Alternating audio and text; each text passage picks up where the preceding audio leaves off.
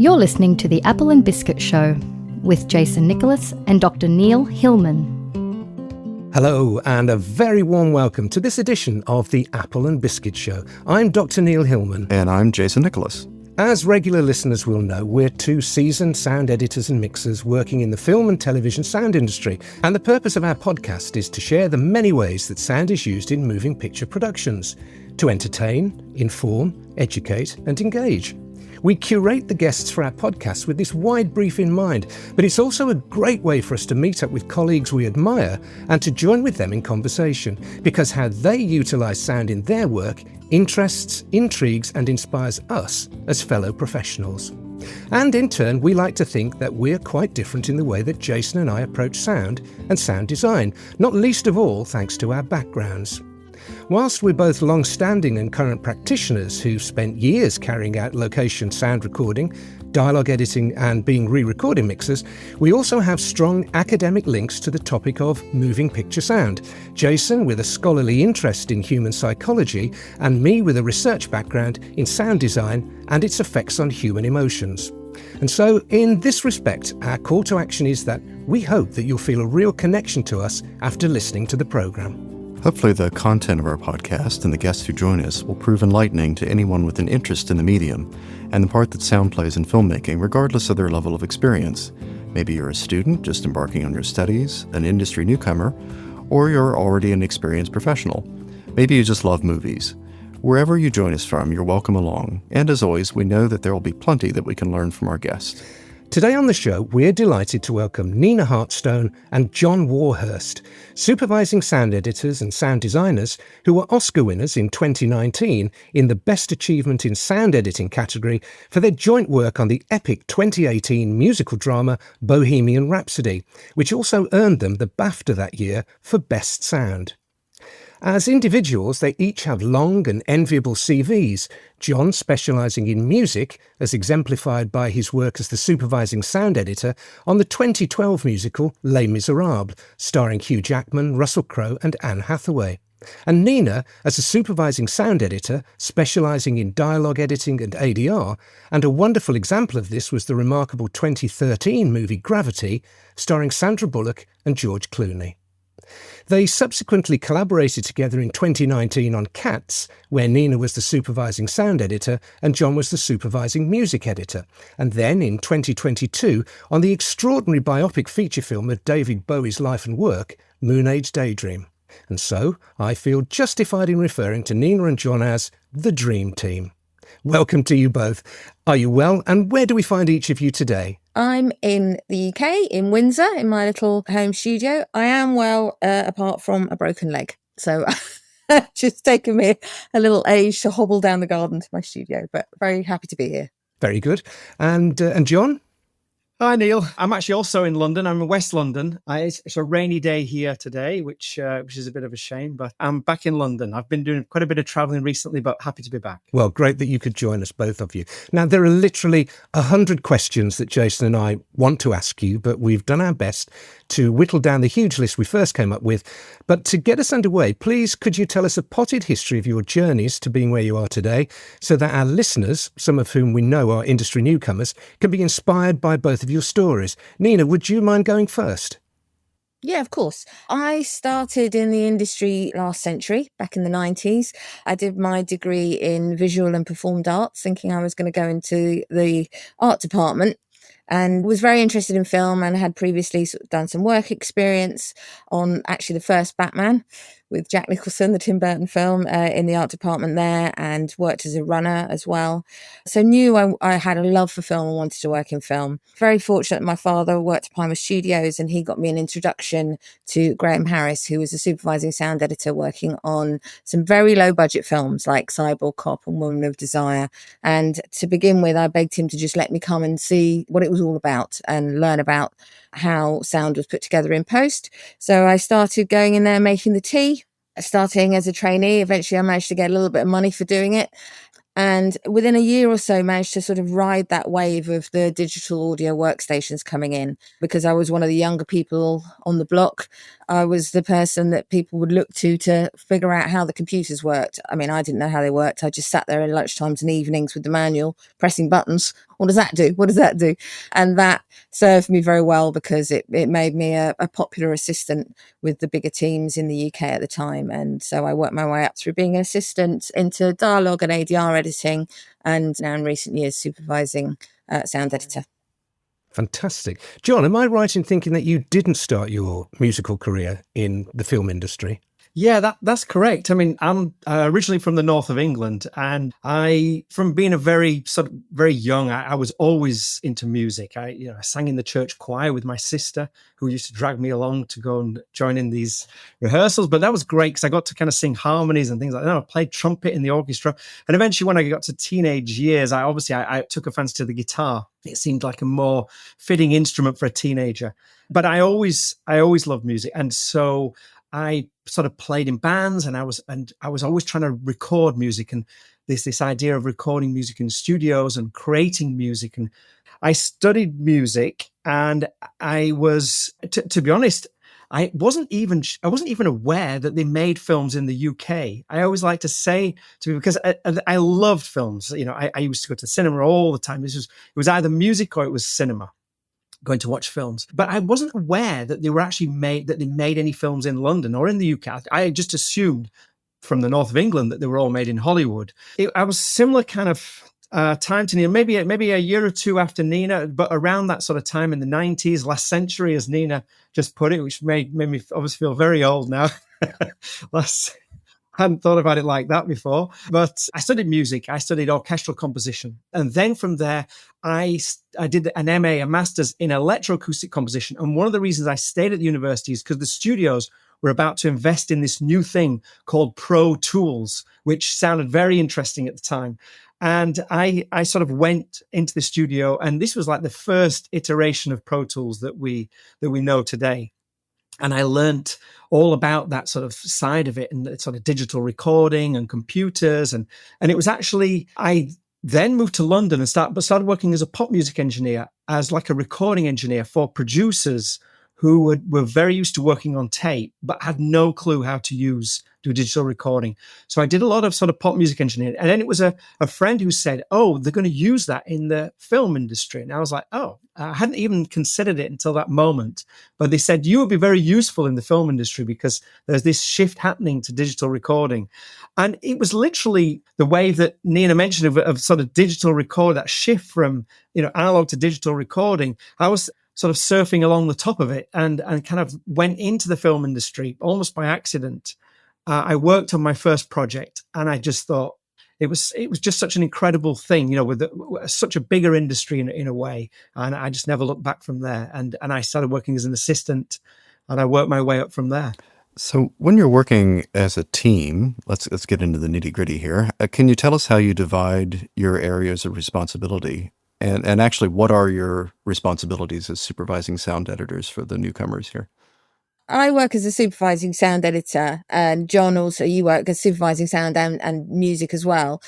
In terms of sort of overseeing the sound, obviously we're a huge team in sound actually on a big budget film, because there's so many different aspects to it. We have our dialogue, which also then encompasses ADR and crowd or loop group recordings. We have our sound effects and sound design. And we have our Foley, and all of that gets put together, obviously, with the music. And so there's different people who have different specialties in each of those areas working together as part of the sound team. And as a supervising sound editor, we kind of come on, we will get engaged on the film early on, hopefully in pre-production, so that you can have those initial conversations with the director, read the script, have a liaison with the production sound mixer and do some workflow tests with editorial, but also then try and maximize the opportunities that you have on set as well. But we come onto the project with the team full time when you get into post, which is usually a few weeks after the shoot is finished, and once the director's getting their first cut together, so that we can start really helping with the sound for the very first screening that they will do. Yeah, we'll work together as a team, and the supervising sound editor will sort of oversee that team and how everyone works together and the roles that they play and the schedule, which is worked out with the post-production supervisor and leading us through to the final mix and delivery of the film. I think also as well, obviously when you're brought on as a supervising sound editor or a supervising music editor or any of those roles, you're brought on as much for your sort of taste as of your previous work.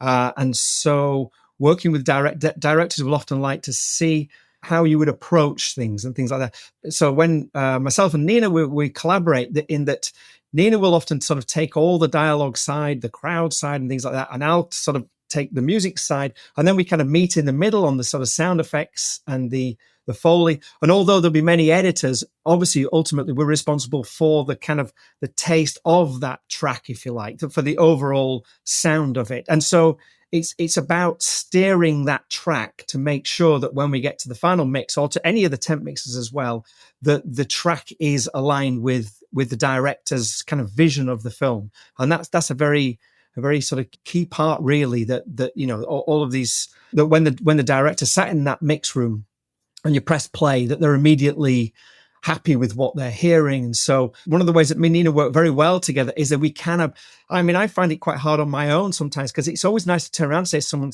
you know, what do you think? You know, and then, and get a different take or a different perspective. So we always work on a nothing is sacred kind of a way. The only time we always say it becomes sacred, we don't say it anymore, is when we get to the final mix, because then it gets more tricky to kind of do. But up until that moment, you know, because obviously you're trying to close things down. And like Nina said, yeah, it's leading up. Ideally, it's in pre-production, because the key thing about that is that you can kind of connect with the production sound mixer, especially on music films. That is essential. That's really, you know, to have already. So much stuff is set up in production that you need for post-production. You can't come into it in post-production, and especially on a musical film, you would be in a very bad state to do that. But yeah, and then obviously all the other more technical aspects, the kind of the budgets and the budgeting and the crewing and there's all that other side of it, which always amuses me when you get some. Hey, I've got to go to a wedding that week, and it's all right if I take some time. You know, there's that kind of sort of what do you call it, the not manpower, but the human resources. The human resource. Which you know, at first I hadn't really considered about any of that sort of stuff. But obviously, it's very important as well, because you need a happy team. You do need a happy team. So it's about working with people, I think, as well. I think it's very, very important to keep the buoyancy and the mood of the team, because sometimes the hours are horrendous, and sometimes. You know, you need to keep redoing things again and again, and you need them all to be with you in the, you know, in sort of trying to create something as good as possible. Yeah, happy people give you the best work, don't they? Yeah, I was about to say, when I first started, there's an old timer, a freelancer who'd worked in film for a long time, and he said to the director, and I overheard, he said, "You do understand that the success of this film relies on the happiness of the crew, don't you?" Yeah. Yeah, no, it's yes. I mean, if the crew aren't happy, you don't get as good a job. That's the truth of it. You know, if we're all kind of pulling in the same direction for the same cause together as a team, I think that's one thing I've learned actually once I started supervising was how important that aspect is to keep everybody together on side as a team and moving forwards, but also the creative vision, the vision that it aligns with the director is the other key thing. All right, well, let's dive into some film questions here. Early in Bohemian Rhapsody, the then unknown band was playing some of their first gigs together in a local pub, and for a 1970s English pub, the sound system was apparently incredible. How do you make decisions around what would be realistic in a documentary sense versus what the audience expects and how it should sound? I suppose there's some magical realism in there as well, as because I remember seeing some performers decades ago who were unknown at the time in some not great venues. However, when I think how they sounded, it's somehow perfectly mixed and mastered in my head because I've heard those same songs many times since. As sound designers, what decisions are you making musically and sonically in these cases? The scene that you're referring to, I think, is when they're in the pub and Freddie comes down into the bar and he sees them for the first time, and they're a trio called Smile. Not many people, I don't know, well, maybe many people have noticed, but I hope that they would never notice that when our actor Brian is playing the guitar, there's actually 3 guitars there you are hearing. I did try the absolute realistic version, which is when the guitar solo starts, all guitars drop out because it's not actually possible to have any more guitars playing as a single guitarist. I did try that version, but I instinctively knew that there's no way that Brian May and Roger Taylor would ever think that that was a good sounding option. So we worked quite tightly with their engineers, and so a lot of these decisions were also in collaboration. We had to think about, their music and how their music is represented, as well as the realistic sort of elements of it. Now, one of the things that we discuss with Nina a lot, and we talk about a lot, because for me, it has to be utterly realistic. I really, if I'm in a cinema and the sound disconnects with what I'm seeing in a way, I have to have this anchor to a sort of a realistic sound. So it's very, very important for me that, because it literally bumps me out the movie if I don't believe what I'm seeing. You've lost me. I'm out. So the other things that we do in those kind of situations is we do a thing called worldizing, where we will re-record the sound back into a room through a PA and use that as our sort of reverb for the sound, and also use it as the front of house as well. So you do get that feeling, the sense that you are stood in a pub-sized room hearing that music through a PA, which actually helps a long way. And then you just hope that nobody notices that there's actually 3 guitars playing and not just one, because it feels like you're in the room. So you try and compensate some of the things that aren't real, but still try and drill down on the things that are as real as you can make them feel, especially in the cinema, because it's quite, and if you think about the size of a cinema, it should be quite easy to achieve that sound in a cinema-sized room, because it's a similar kind of room. So you want the sound to sound like you're in that room. So it is achievable, through the use of worldizing. I was chosen many times among troubles in my way. Might you grow a little wiser, a little better every day. But if I rode a million rivers, I crossed a million miles. Still be where I started, bread and butter for a smile. Sold a million mirrors in shopping alleyway, but I never saw my face in any window anyway.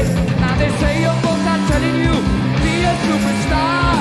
Then you just be satisfied and stay right where you are. Keep yourself alive, keep yourself alive. All you people, keep yourself alive. Learn the song, Brittany.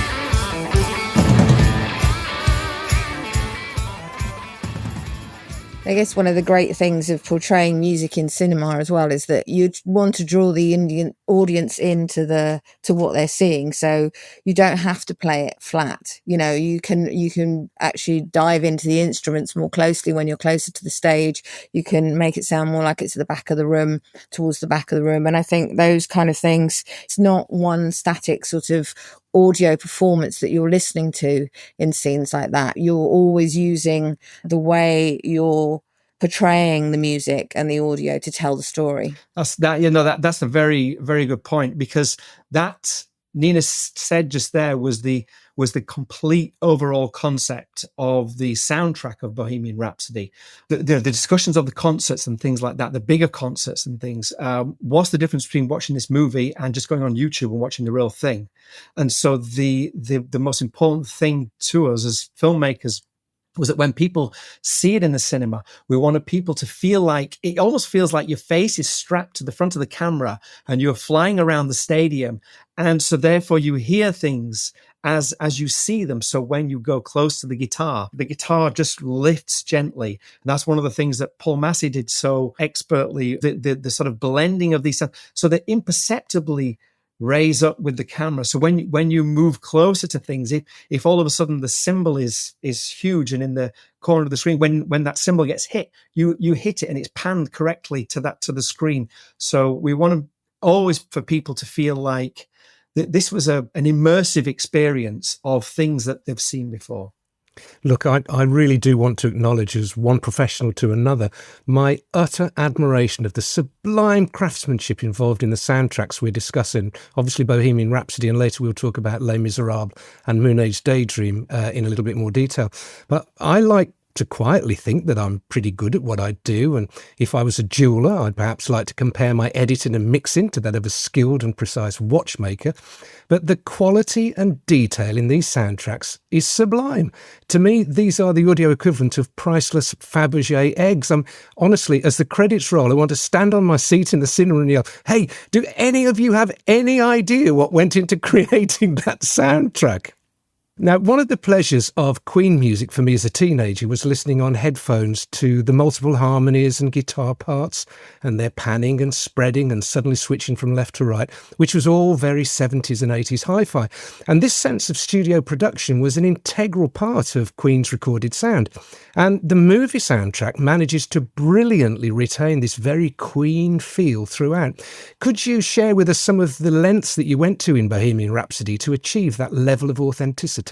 Well, it did help enormously that obviously Brian May and Roger Taylor were producers on the movie.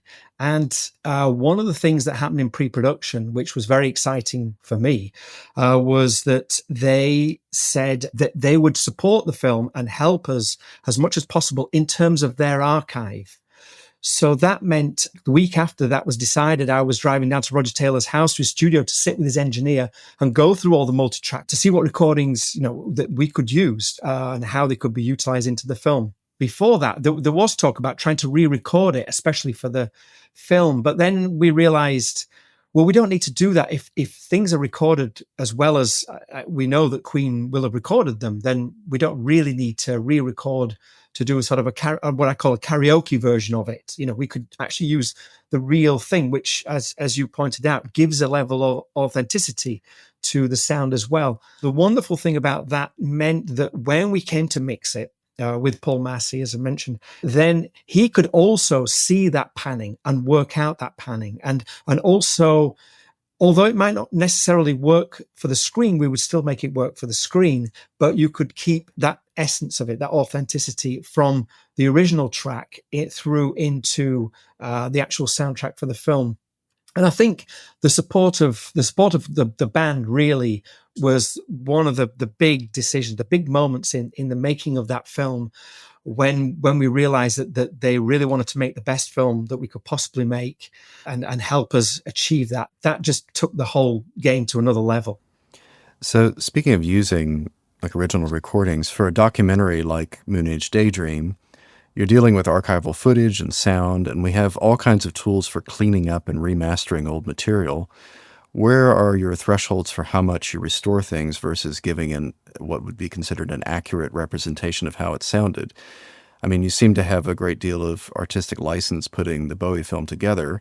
Were there times when you used a more modern recording of a given song over the archival footage? And did you need to recreate concert audience response with loop groups? I'm assuming in these original recordings, they didn't have audience mics out there. Well, I mean, one of the great things about Moonage is the fact that we had so much reference material that we were able to get access to through Brett Morgan's dealings with the estate. We were able to have all sorts of recordings from the concerts, and also for me, sort of trying to create the ambiences of backstage a recording studio. I had hours of footage when other documentary filmmakers had followed David around on some of his tours and those sorts of things. And I was able to listen through long runs of recordings backstage of him with his makeup people, his costume people, interviews with fans out front of the stadiums, any audience mics that were there during any of the recordings, so that I could hear the sorts of things that people were shouting out during different parts of the concerts that he was doing across the time that he was performing, which has obviously changed. His audience changed over the decades as well. And using that to actually build up an authentic background and then embellish it with loop group recordings, which are very much in the vein of what was originally there, but just giving us extra recordings to support, was really useful. And it was just a fabulous opportunity to get that kind of peek behind the curtain and listen to the day-to-day chat in the recording studio. I mean, it's just incredible opportunity for me. Also, as well, with the with the concerts. And certainly this was something we used on Bohemian Rhapsody as well as on Moonage Daydream. That one of the most important things of soundtracks for cinema is obviously when it comes to mixing, as we know, to have the elements separate means you can do so much more with them. And although a lot of these live recordings come with a certain amount of crowd on them, that they will have crowd through all the microphones that will be part of the actual live recording, it's not actually that useful for a cinema because you can't mix those recordings. So one of the things that we knew on Bohemian Rhapsody, say when it came to doing the big stadium concerts and things like that, was that we would need to completely recreate all of that new, and so that it would be separated from the music. I'd had experiences before where realizing that if you push the crowd mics up, it just ruins the music mix. The only good thing about hearing the crowd in the crowd mics is it gives us a roadmap, a plan of what the actual crowd was doing, and it means that we can rebuild and replicate that crowd.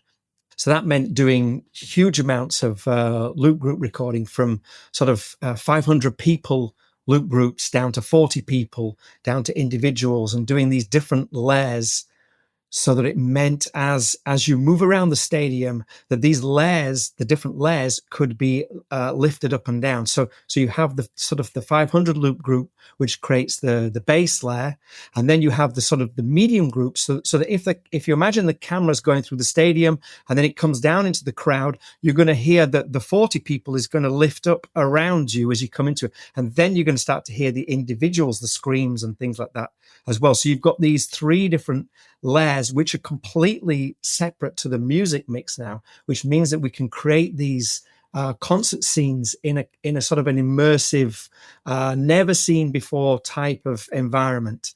And then the third layer of that, of course, is the worldizing I mentioned before, where we play at concert levels into an arena and then record from the back of the arena what that sounds like. And we use that for the back of the cinema, so that when you get the shots from the back of the cinema, you can lift this up and it will give you the sound or the sensation of actually being at the back of the cinema, because you are actually hearing a recording of what it is like, sounds like to be at the back of an arena. One of the challenges, we do get our crowds and loop groups to sing along to the songs, because, you know, if anyone's been to a concert, it's a sort of contract between the audience and the performer. You know, everybody, that's what makes the sound. It's not just the performance on stage.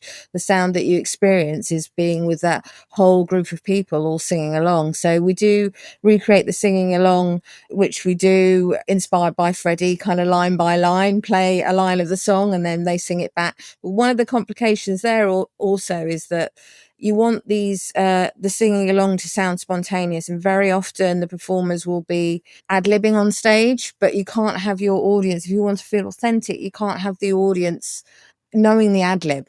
So they need to sing it as if they are singing along to the record or the single that they know, but then catch up to the ad-lib as the ad-lib comes in. So creating that sort of spontaneity and truthfulness to what it would have been like on the day always adds another layer of complication. We end up with a couple of sets of lyric sheets to try and figure out how we get that perfect meld of an authentic response as it would have been on the day in the concert.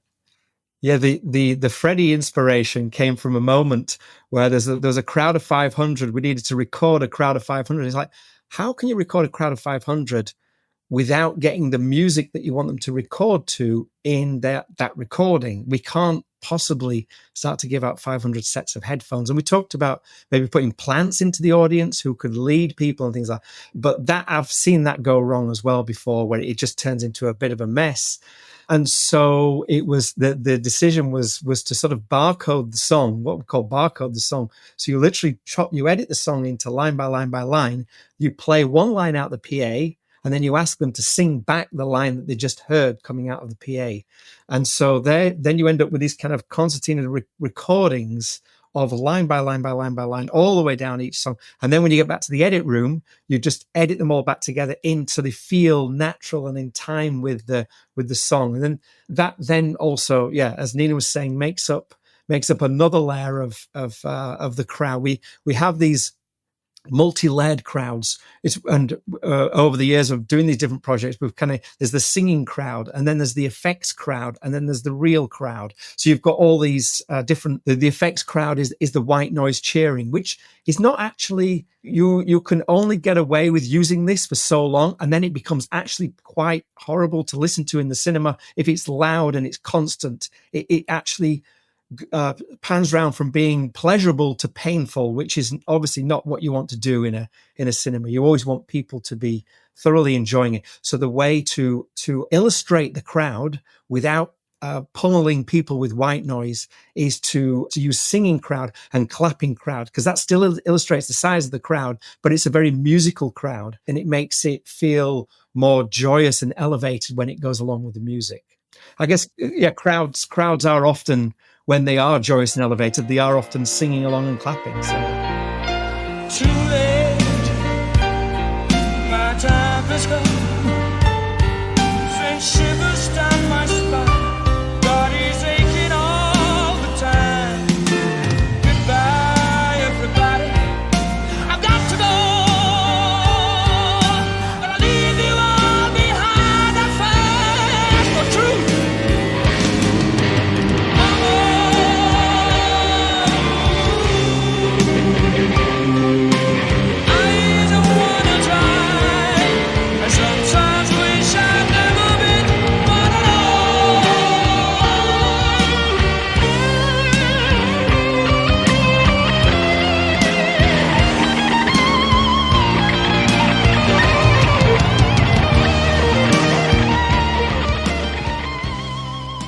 So, talking about using music in films here, the nature of the medium usually calls for a specific kind of applied music when it's used as score to supplement the narrative. In that instance, the film composer has to take into account that the music will generally need to sit under and around the dialogue and effects, and it will start and stop and be intercut between scenes, and it'll just be a presence to support the storytelling as an integrated element in the soundtrack.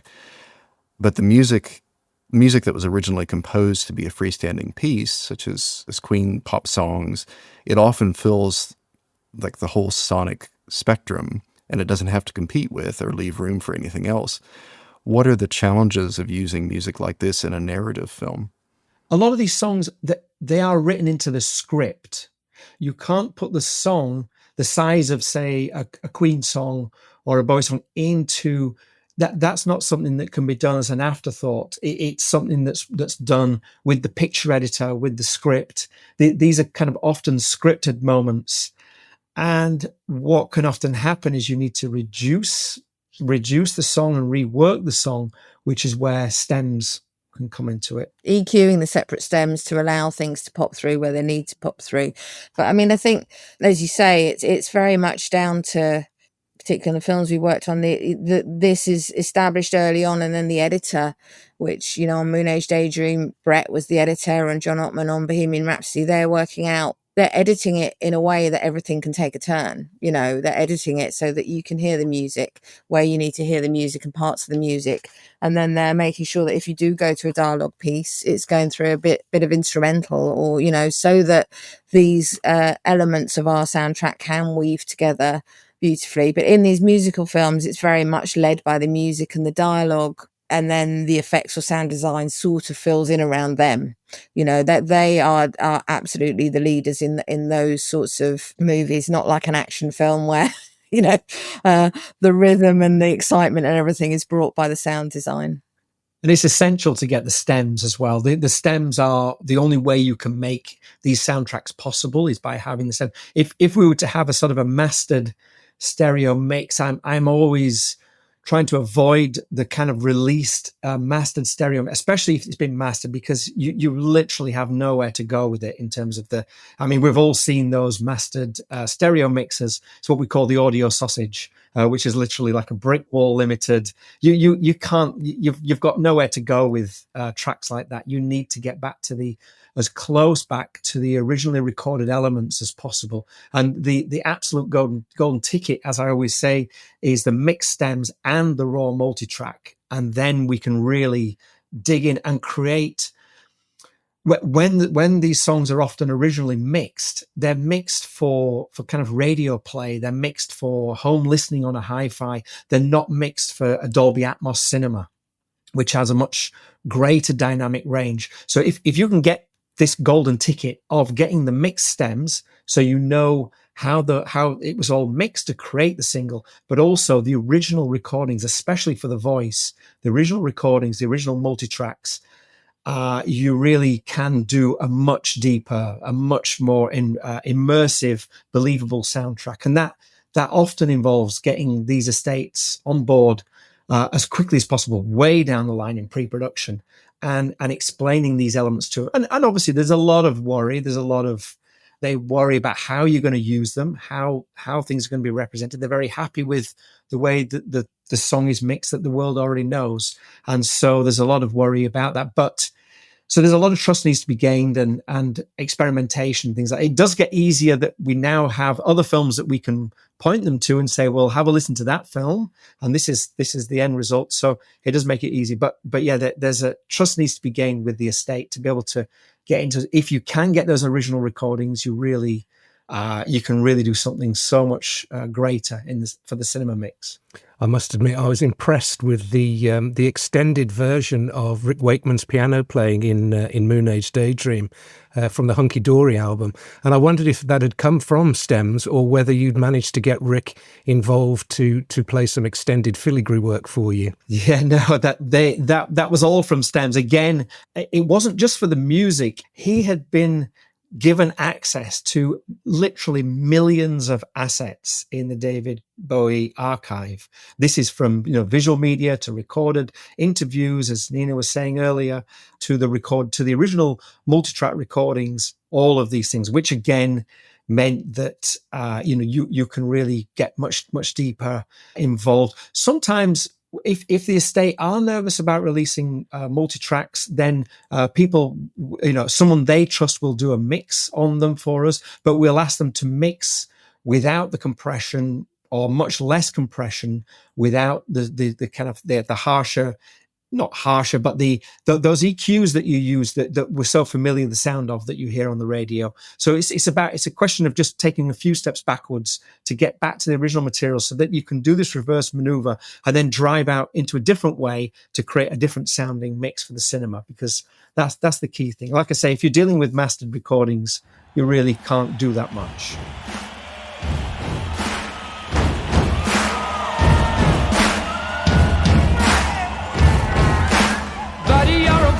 A big noise playing in the street, gonna be a big man someday. You got mud on your face, you big disgrace, kicking your can all over the place, singing we will rock you. We will rock you. Buddy, you're a young man, hard man, shouting in the street, gonna take on the world someday. You got blood on your face, a big disgrace, waving your banner all over the place. If we consider the three music-centric films we've already mentioned, Les Miserables, Bohemian Rhapsody and Moonage Daydream, whilst music is at the heart of all three, they couldn't be more different, could they? Les Miserables was already a phenomenally successful and traditional West End stage musical that was being made for the big screen, but with a libretto rather than a script. Bohemian Rhapsody was conspicuously more operatic, inasmuch as it sympathetically depicted the triumph but ultimate tragedy of Freddie Mercury's life, and it could have been written by Verdi with its themes of social pressures, love and death. And then there's Moonage Daydream, an exhaustive, relentless, assaulting, and at times confrontational visual feast, documenting David Bowie's progress as a rounded artist. We get to see him as a singer, an actor, and a surprisingly talented painter, presented in three distinct acts. London and LA, that's the Ziggy Stardust, the Spiders from Mars, and Mick Ronson's unique guitar playing years. Then there's Berlin, the Thin White Duke, producer Brian Eno, and the distinctive guitar of Carlos Alomar. And then what seemed to me to be the most secure of his personas, maybe as close to himself as we ever get to see, Bowie in Southeast Asia and painting. His voice is noticeably deeper and authoritative in the third act as well. What do you remember about the conversations and how different they were with the three directors of these movies? How did each of these directors' visions influence what you did as sound editors and sound designers? That's a big question. That's a big question to answer. Yeah. I've tried to think of one sentence to answer the whole thing. But so obviously, as you say, they are very, very different style films, completely different style musical films. With Les Miserables, obviously, this was, as you say, it was kind of scripted. It was like a libretto. It was an existing musical, a very, very famous musical. And the key thing with Les Miserables was the fact that everything was sung, but it was essentially the dialogue. They were singing the dialogue, and it was important, and it's incredibly important to Tom Hooper, the director of Les Miserables. It was incredibly important that when people sang those lyrics, or when they sang that dialogue, that they were allowed the freedom of being able to also act, rather than, as I would say, when you have music playback, you press play on a computer, and this computer will drive you all the way through that scene, and you cannot stop, you cannot get off that train. It's literally going to give you no opportunity to be able to do much. So that was where the idea about performing the music live for Les Miserables came, with a live on-set pianist, and so that the pianist wouldn't push the actor. The pianist would wait for the actor to act, and so that there was no difference if they had spoken those lines. It was trying to achieve a similar result to if they were speaking those lines.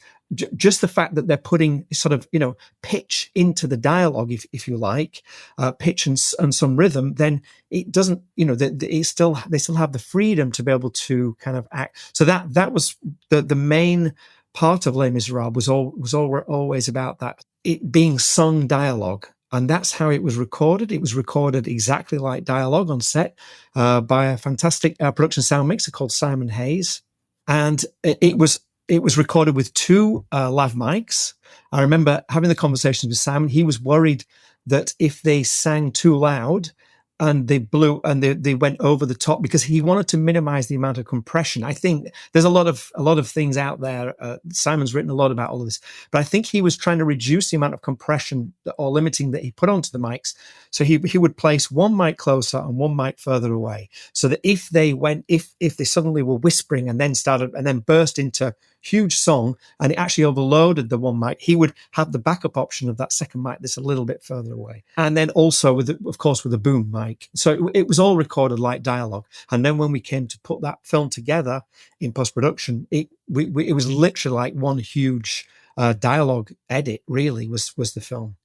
Bohemian Rhapsody was very different because obviously that was a scripted film. That was a film that had been written around sort of Freddie and the band's life, but using their music to tell their story. And so a lot of those things were sort of written into the script. But as we said before, when John Ottman came to edit the film together, that there is license as to how the actual realization of that edit comes together, how it can be moved around to tell the most dynamic story using the Queen, the music of Queen. Ironically, John Ottman was also employed as the composer onto Bohemian Rhapsody, and he tried to write a score for it, but every time we went to like this other music that wasn't Queen music, it felt so out of line. And Graham King, the producer, every time we screened it for Graham with these other bits of music in, he would just like, what is that? Take it out. Take it out. We don't want. So that we realized over a number of months that we needed to stay. We could only stay with the music of Queen. It was the music of Queen that had to tell their story, not sort of like composed melodies. And we tried the obvious things of using the Queen melodies to reorchestrated Queen, but they also sounded a bit strange as well. They didn't really sound that great. That was the whole part of that, was the fact that it was a scripted story.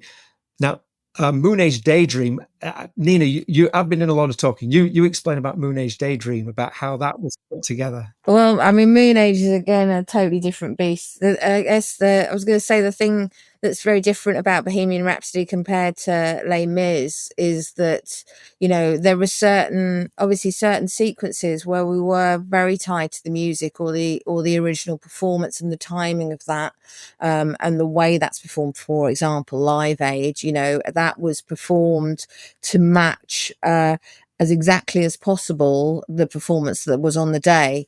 But that does mean that, you know, for our process in the end, music at that moment is God. You know, we're so used to picture being the be all and end all that everybody kind of shifts and moves around. But on those sorts of films, the music that we have there is what it is, and everything has to move around that. So we had a lot of liaison with John Ottman, our editor, to make sure that every shot was as close as it could be sync wise for Rami's vocal and for the instruments and everything. So we end up moving picture and sound around to make sure that we're as matching the music as well as possible.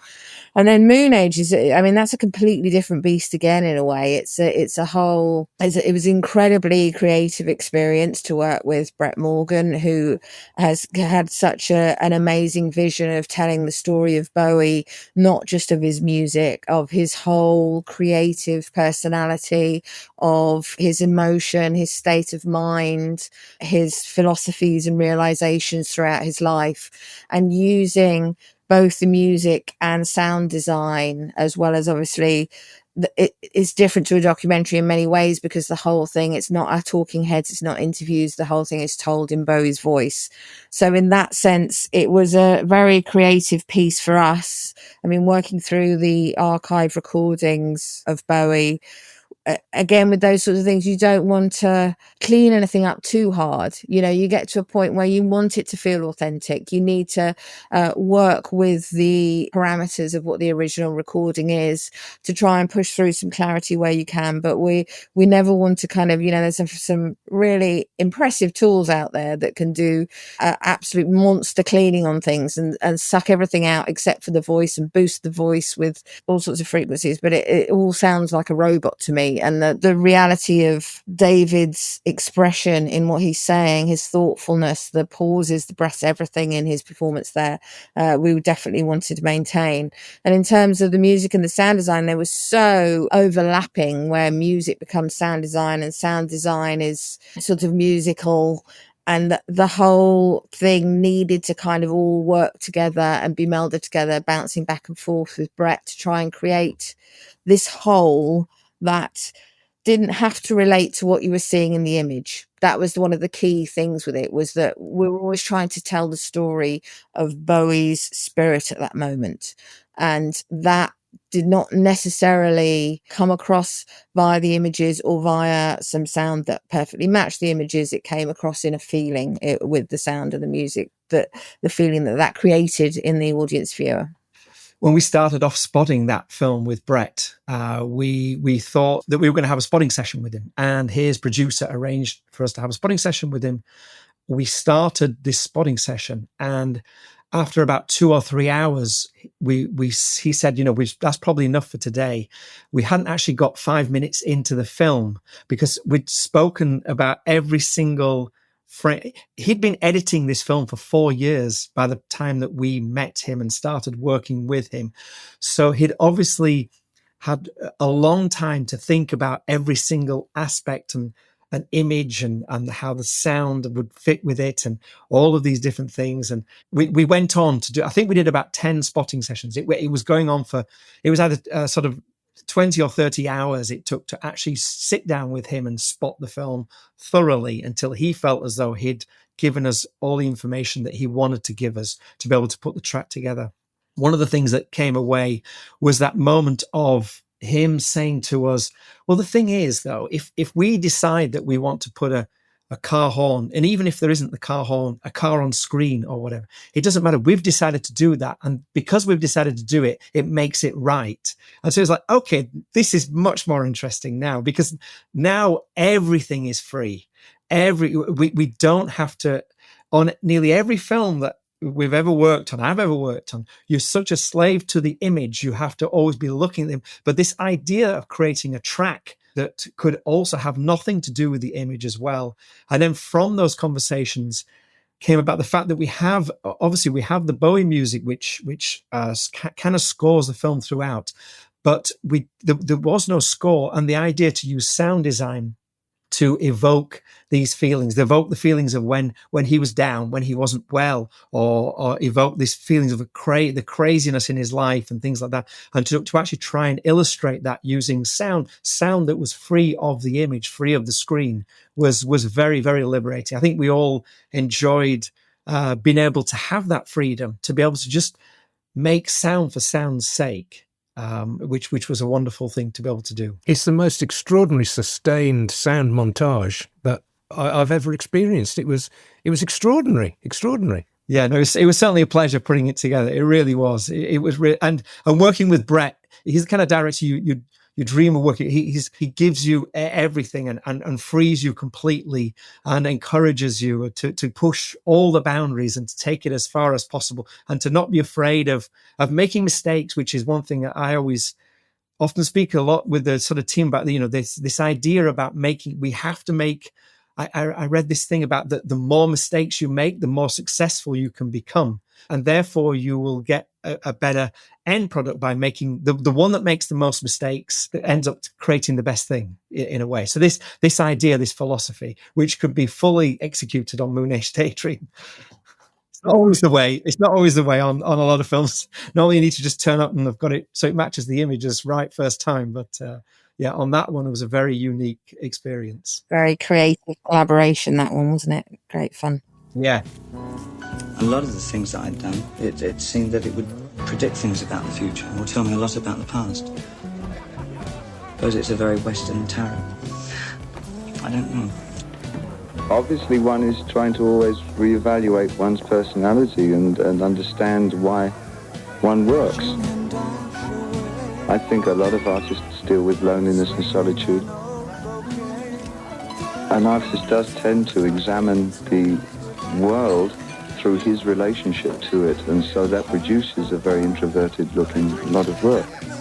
I don't feel lonely. I apply that to my work. I sense a feeling of loneliness from my work when I look at it. But I don't feel like a solitary person in myself, but it seems to show up in my work. It's like taking a photograph and then developing the negative and seeing another person standing behind you.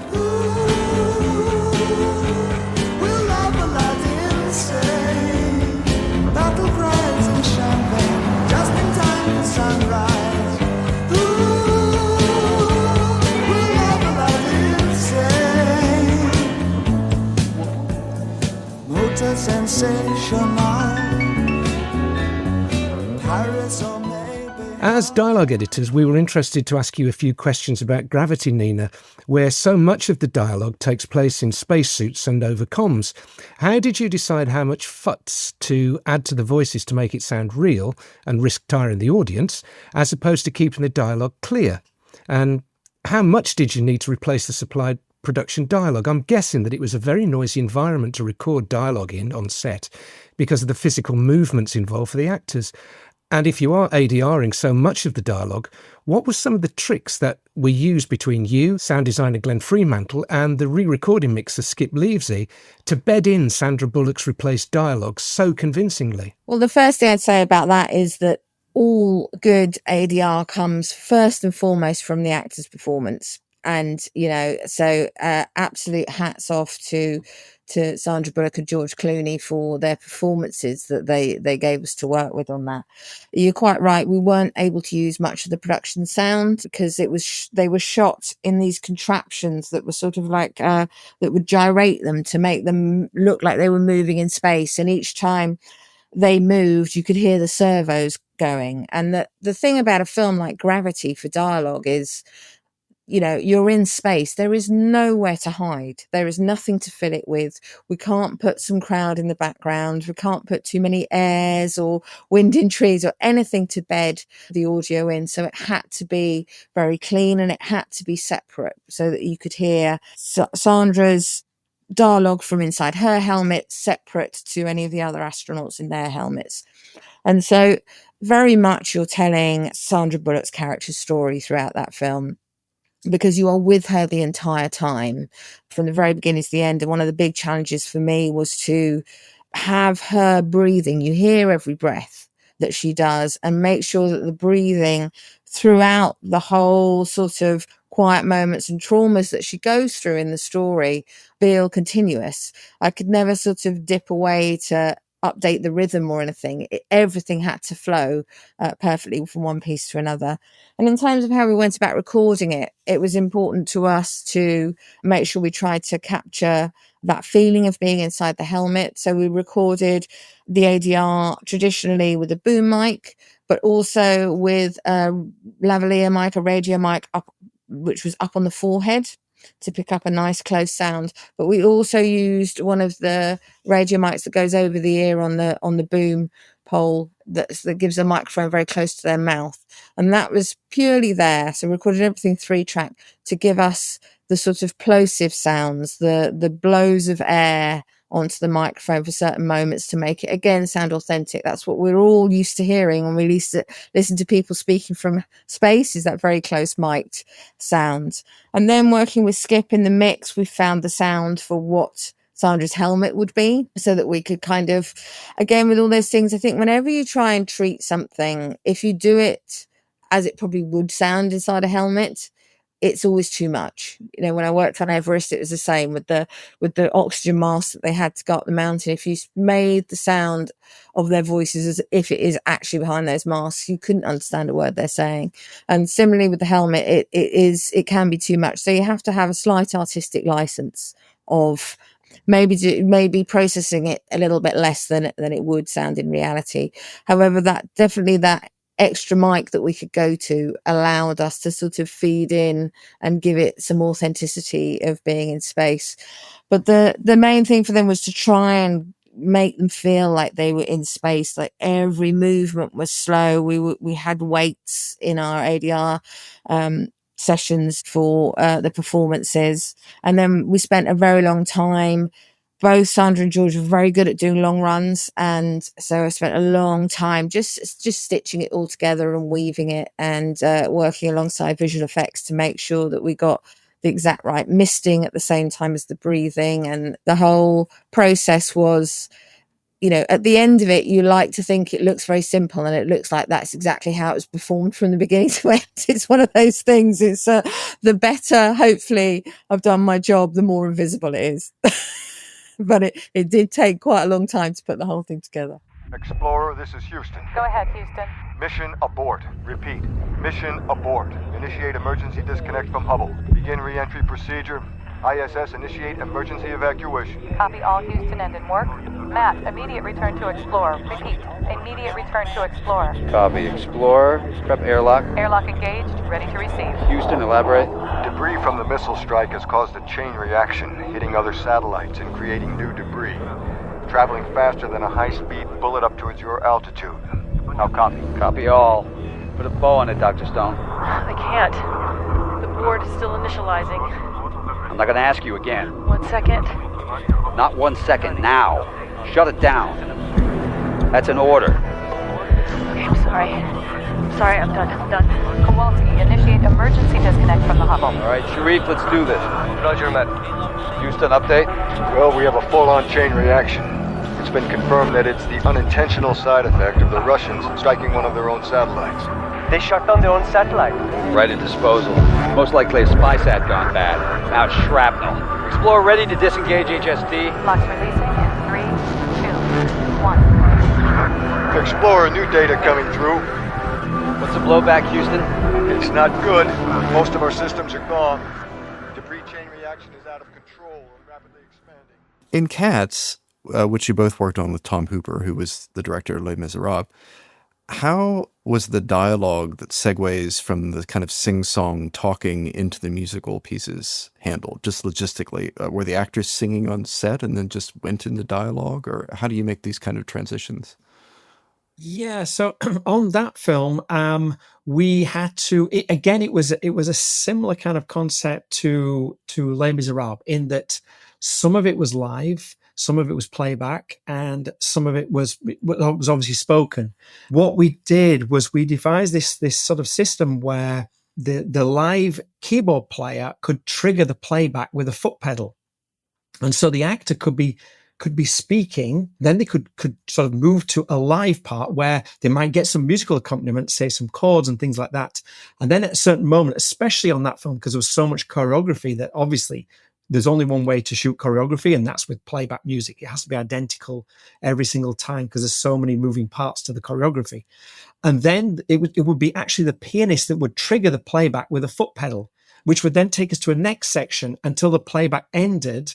And then, so if you imagine the Pro Tools session, it would play that playback section, and then there would be someone operating the music playback who would then stop the computer and then reset it to the next mark, which meant that the pianist could then go back to being live again, and the actor had the freedom to be able to perform as they wanted until the moment when you came back to the choreographed moment that you could jump back to playback. So that was how that was achieved, by this sort of these different elements of, between spoken dialogue into live sung dialogue that had to be free and acted into the kind of choreographed large sections, which had to be identical every single time.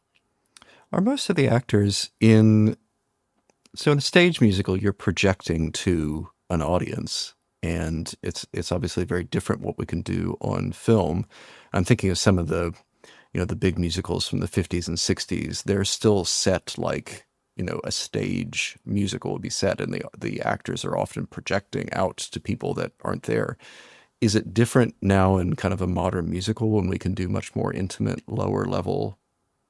Well, that's we always say, isn't it? That's the difference between the sort of disciplines between stage acting or kind of film acting, because in a film, even the slight raise of an eyebrow can mean so much in that moment, in that dialogue scene, whereas if you were to do that on stage, nobody would see your eyebrow moving. So and it's the same thing with these musical films as well, that they do need to be delivered in a different way. They need to be acted, especially when you're dealing with, if the lyrics have a sort of a dramatic context and a storytelling context. It often, if you want it to feel natural, then they do need to be acted, and acted in a way that we're used to seeing acting done in cinema. And that's a lot of that was done in Les Miserables and in Cats, where the actors were given the freedom to act in a way they would normally in a film.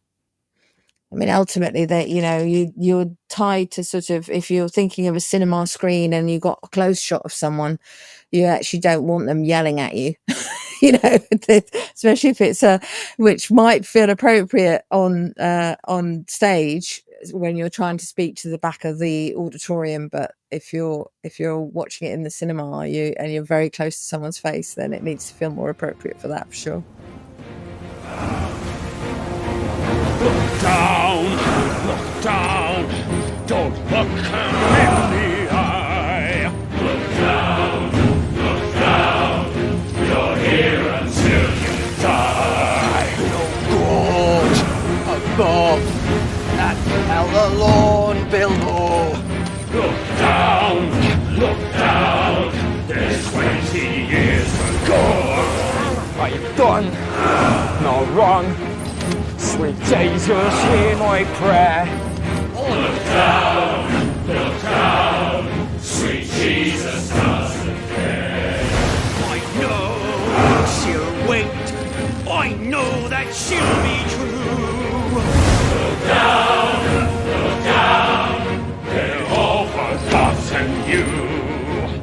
When I get free, you won't see me here for dust. Look down,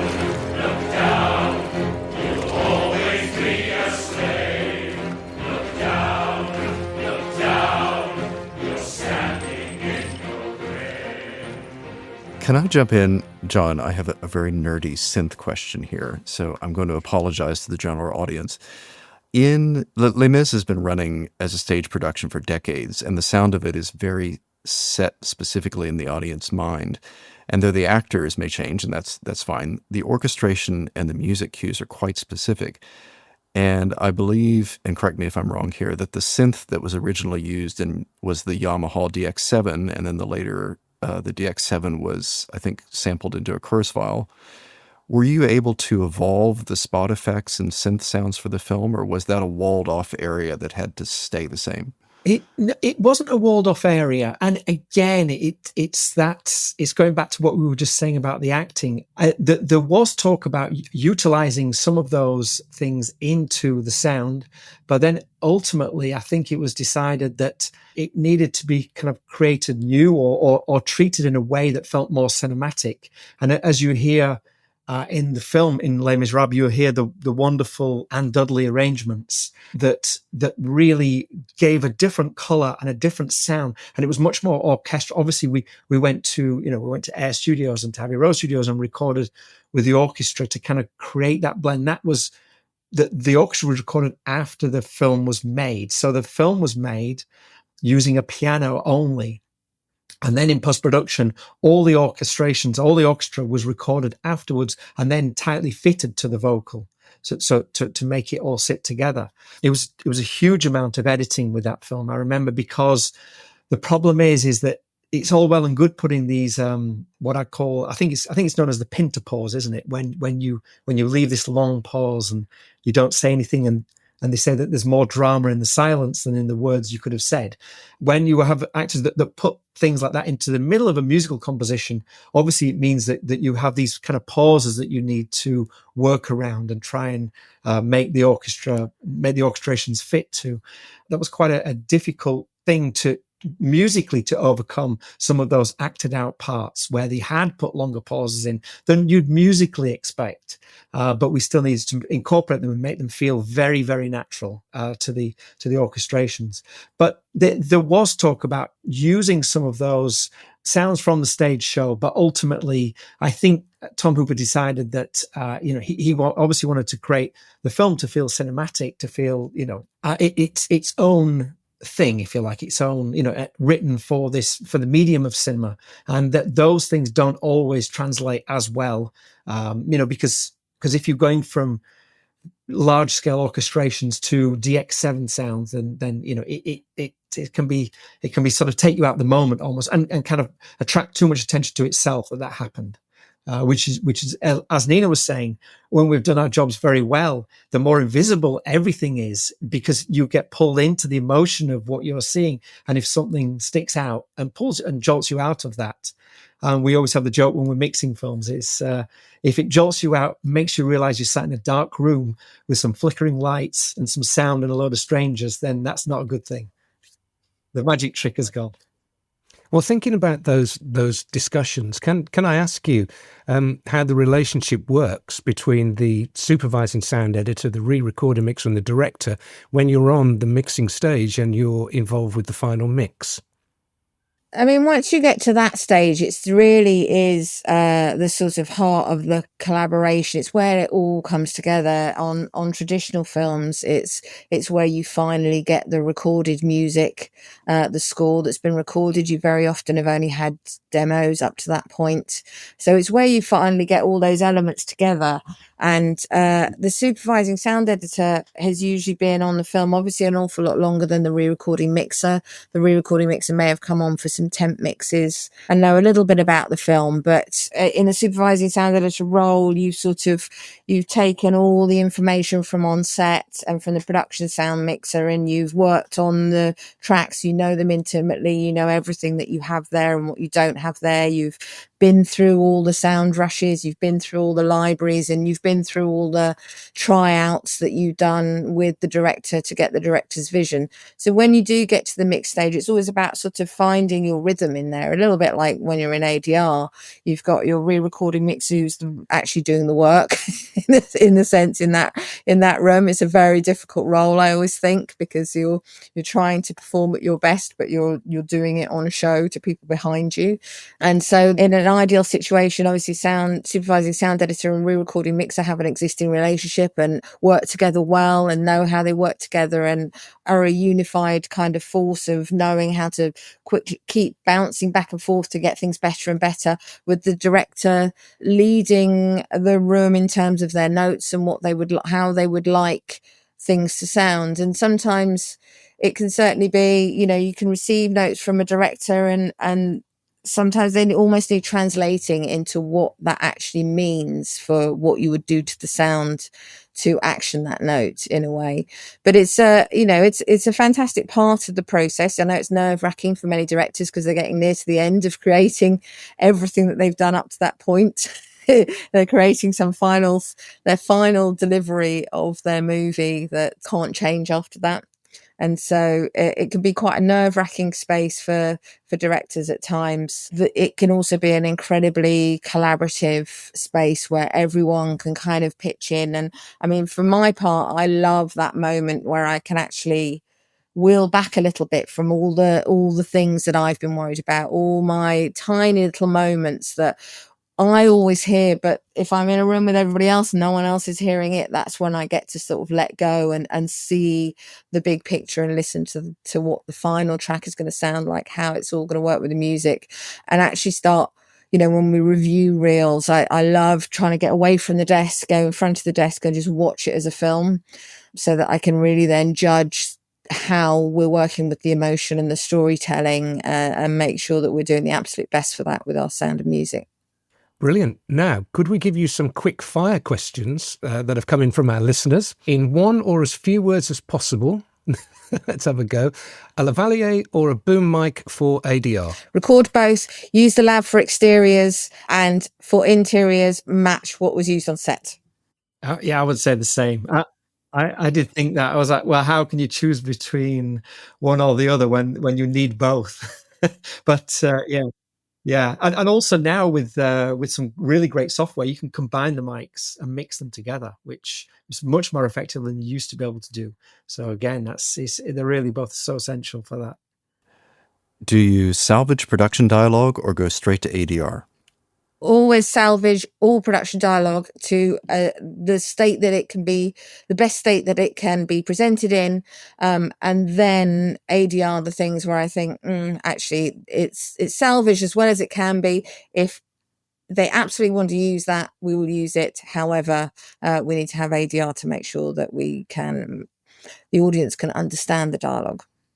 Yeah, I would say the same thing. But because also as well with ADR, sometimes you don't use it wholesale. It can just be a word. And so it can be, if there's anything you're worried about, it can be good to grab those bits while you have the actor, which is obviously a great expense to be able to get that actor into the studio. If there's any bits you're worried about, you can shoot the ADR. And then so many times I've seen, this with, on the last film we were doing on the Winty film, Nina, where we're literally putting in bits and pieces of ADR to make the production more intelligible. Is AI a threat to our jobs or an exciting prospect for the future of movie sound? I'd say exciting prospect. I think it's very exciting. I am amazed by the more and more you can do.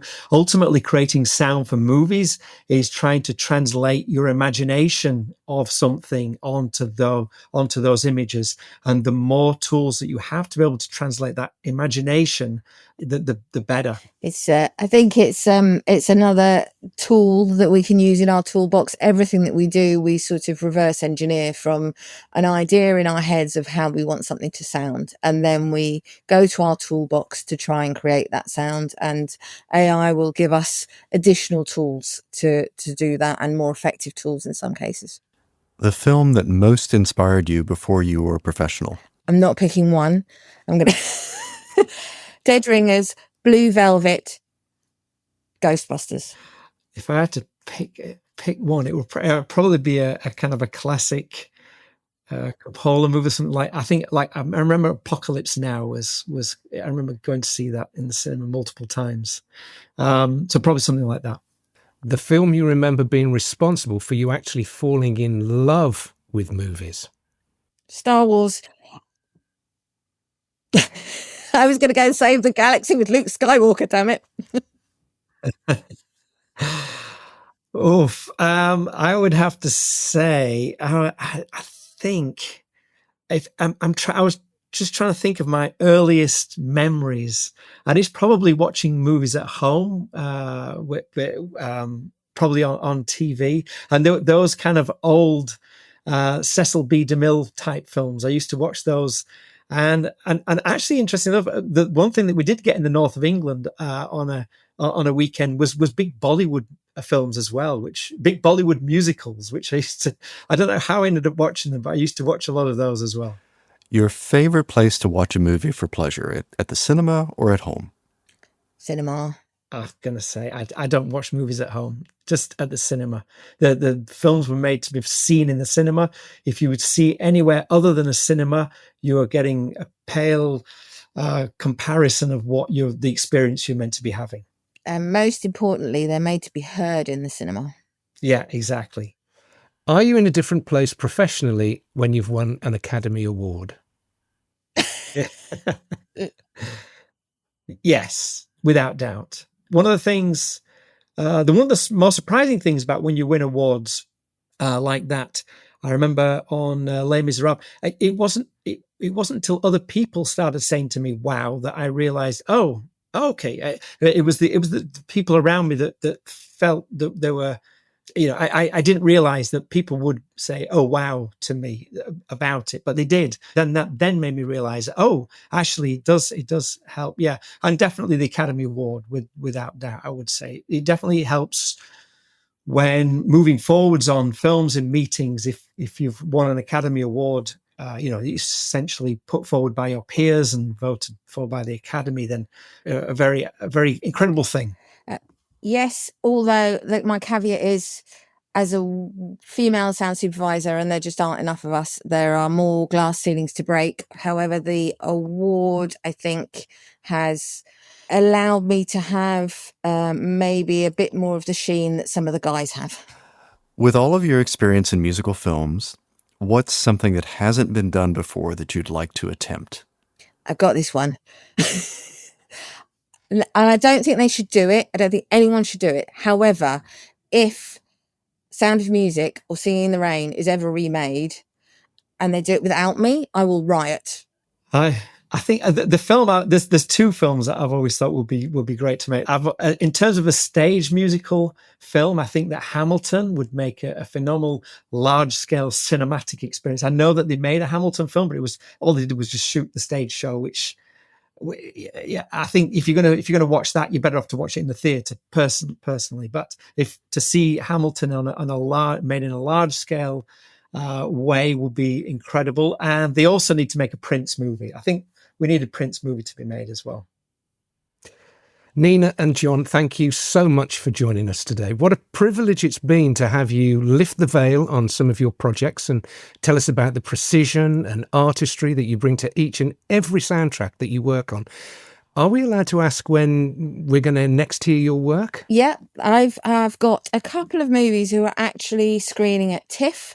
I've got a fantastic movie directed by William Bridges that's got Brett Goldstein and Imogen Poots in it called All of You, which I think people will enjoy. And also quite an epic film called William Tell, directed by Nick Ham, which is quite a big, exciting epic that hopefully people will enjoy. I've also got one other. I just realised I've got one other thing that I'm working on, but I cannot tell you about it. Sorry. Well, yeah, I've just finished the Maria Callas biopic with Angelina Jolie, which just had its premiere in Venice. That will be out in cinemas in November. All about the final weeks of the opera singer Maria Callas, and also working on the Michael Jackson biopic, which we've finished shooting now, and we're going to go into post-production. So that will be out some point next year. Well, maybe both of you can come back a little later in the series and tell us about those projects, especially the one that we don't even know about, of course. Your secret is safe with us, Nina. Well, look, it's said that as sound professionals, the better we do our job, the less our work gets noticed, and then it's the pictures that take precedence in the viewer's eyes. But I'm prepared to go out on a limb and say that Les Miserables, Bohemian Rhapsody and Moonage Daydream are definitely three examples that totally disprove that theory, because the soundtracks of these movies are simply stunning. Thank you, Neil. Thanks so much for having us on. Yeah, thanks for having us on. Nina and John's impressive IMDb listings are on today's show notes page, along with Jason and my contact details as enthusiastic and experienced work-for-hire dialogue editors, my work as a sound producer, overseeing films from pre-production right through to post-production, as well as the live online coaching sessions that we run and that we like to think are relevant and useful for all craft creatives, such as directors and picture editors, and not just sound professionals. It's our goal with our podcast to educate listeners from all backgrounds about the underappreciated, wider role sound plays in life, as well as the film and television industry, and to also develop a sound language and style of dialogue that filmmakers can use to more easily communicate with each other about sound for moving pictures. If you like what you've heard today, please be sure to subscribe to the podcast and leave comments about what would be helpful to you and your work, and who you'd like to hear from on the show. And lastly, thanks for listening. The Apple and Biscuit Show is written, produced and presented by Jason Nicholas and Dr. Neil Hillman. It is edited and mixed by Jason Nicholas in our Sydney studio.